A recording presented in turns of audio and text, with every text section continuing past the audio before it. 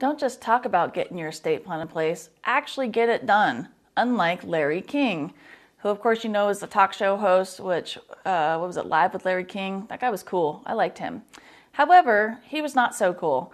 He was married, I think, 7 times and had only written a holographic will on a napkin in which he tried to disinherit his now current wife that he was then in the process of divorcing.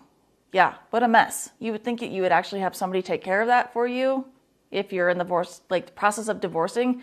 Have them do your estate plan at the same time. Hello. So if you guys are wondering what a holographic will, that's actually a handwritten will, is what that is. It's not typed, it's not attested to usually, it's not signed or notarized. Sometimes it's just a handwritten will. And in his state that he was in, those are allowed. So he was in California. As long as that holographic or handwritten will is signed and dated, it is valid. In Larry King's situation, the holographic 3-sentence will was signed, but it wasn't dated. They're not really sure. They think the witnesses or somebody after the fact may have dated it to try to make it valid. So basically, by having that holographic will not necessarily executed in the correct manner, or just having his estate plan in place in the first place, since, you know, he's Larry freaking King, his children that the holographic will said was to leave everything to, and cutting out the wife that he was in the process of divorcing, had to, of course, then go to court, had to battle it out, and finally come to a settlement in which the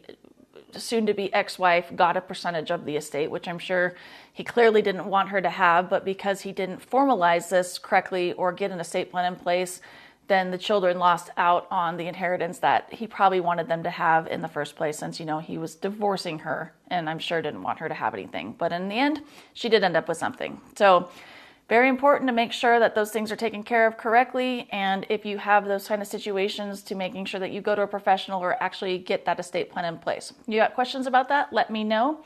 And of course, when you think of death, think of me.